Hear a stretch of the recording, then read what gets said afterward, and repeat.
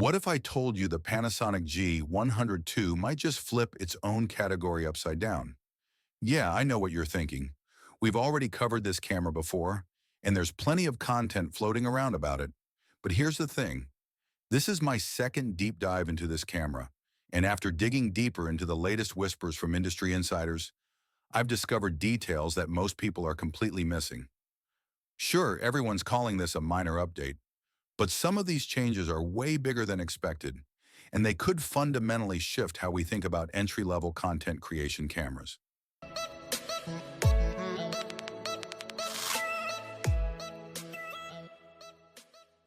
The original G100 had potential, but fell short in key areas that mattered to real creators. Now, Panasonic seems to be addressing those pain points in ways that go far beyond simple spec bumps. We're talking about improvements that could make this camera genuinely competitive against Sony's ZV lineup and Canon's R50, cameras that have been dominating this space for way too long. Let's break down why the G100 II could surprise even the skeptics. And if you enjoy staying ahead on camera rumors and deep dives like this, hit that subscribe button so you never miss one. This isn't just a recycled sensor story.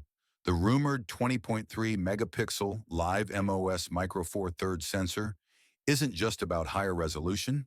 It's about Panasonic finally addressing the low light complaints that plagued the original G100.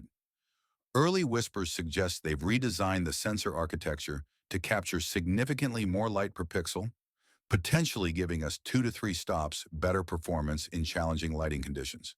But here's what gets really interesting. The dynamic range improvements could put this camera closer to Panasonic's higher-end GH series than anyone expects. We're talking about a sensor that might actually compete with Sony's ZV-E10 in terms of image quality, something the original G100 simply couldn't do. When you compare this to Canon's R50, which has been struggling with overheating issues during extended video recording, Panasonic might have found their sweet spot. The color science improvements are equally compelling. Panasonic's been quietly refining their color profiles, and if they're borrowing processing power from their professional lineup, we could see skin tones that finally match what creators actually want without heavy post-processing. But that's just the start. The real surprise comes in its shooting flexibility. Panasonic is quietly targeting vloggers in a very different way this time. Instead of just throwing specs at the problem, they're addressing workflow pain points that actual content creators face every single day.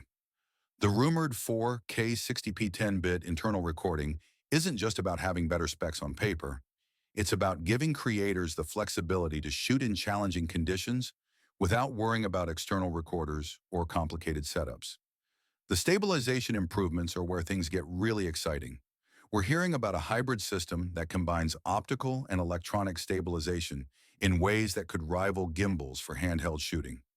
Imagine walking through a crowded market, camera in hand, getting buttery smooth footage without any additional equipment. That's the kind of real-world improvement that changes how people actually use these cameras.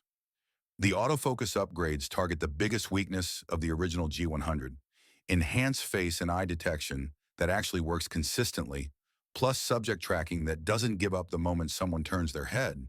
These aren't just incremental improvements. They're fundamental fixes that address why many creators passed on the original. And yet, the biggest lifestyle-friendly change isn't even in the imaging system. It might look familiar until you hold it.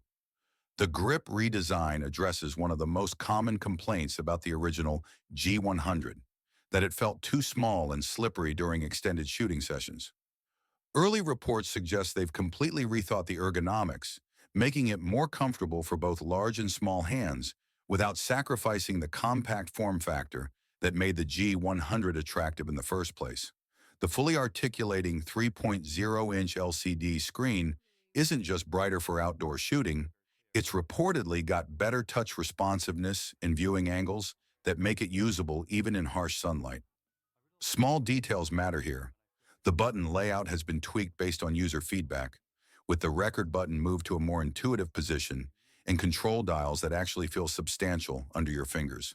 Port placement might seem like a boring detail, but anyone who's tried to use the original G100 with external microphones knows how awkward the positioning was. The redesigned body reportedly fixes these issues, making it actually practical to use with accessories without feeling like you're fighting the camera's design. But what's inside this body could change how people use it daily. Here's the part barely anyone has mentioned. Panasonic is reportedly integrating AI-driven scene detection that goes way beyond the basic modes we've seen before. We're talking about intelligent recognition that automatically adjusts settings based on whether you're shooting indoors, outdoors, backlit subjects, or low-light scenarios, and it does this seamlessly without interrupting your creative flow. The upgraded menu system borrows heavily from Panasonic's professional cameras, making advanced features actually accessible to newer users. Instead of burying important settings 6 layers deep, everything is organized around actual shooting scenarios. The wireless transfer capabilities have been completely overhauled too. We're hearing about near-instant photo and video transfer to phones, plus live streaming capabilities that could make this camera incredibly attractive for social media creators. But perhaps most interesting is the new microphone array system. Instead of just relying on external mics, the G100 II reportedly has multiple built-in microphones that use smart processing to reduce wind noise and isolate voices even in challenging acoustic environments. For creators who want great audio without carrying additional equipment, this could be revolutionary, and that's where the price story gets interesting. If Panasonic plays this right, they might just steal a niche back from Sony. The expected pricing around $850 for the body only, or $999 with the kit lens, positions this camera in a really interesting spot. It's more expensive than the original G100's launch price, but when you consider what you're getting, especially compared to Sony's ZV-E10 or Canon's R50, the value proposition becomes compelling. This isn't trying to be the cheapest option anymore. Instead, Panasonic seems to be targeting creators who want professional features without professional complexity or price tags. In late 2025, that's exactly the market gap that exists between basic smartphone cameras and expensive mirrorless systems. The timing couldn't be better either. With the expected late Q4 2025 release, likely November or December, Panasonic will hit the market just as holiday shopping peaks and right when many creators are planning their equipment upgrades for the new year. They're not just competing on specs anymore. They're competing on solving real problems that actual users face. So, should you wait for it or move on? Here's my honest take. The Panasonic G100 II has the potential to be the camera the original G100 should have been. The rumored improvements address genuine pain points, not just marketing checkboxes. But Panasonic still needs to prove they can deliver on these promises and that the real-world performance matches the impressive spec sheet. If these rumors pan out, this could be the perfect camera for creators who want professional results without professional complexity.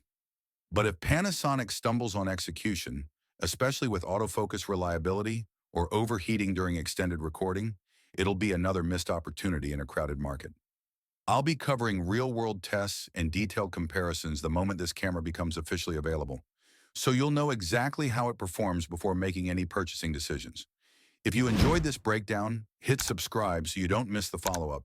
And if you want to support the channel directly, super thanks and channel memberships are always appreciated. They help keep these deep dives coming. What do you think about these rumored features? Are you excited about the G100 II, or are you planning to stick with what you got? Let me know in the comments below.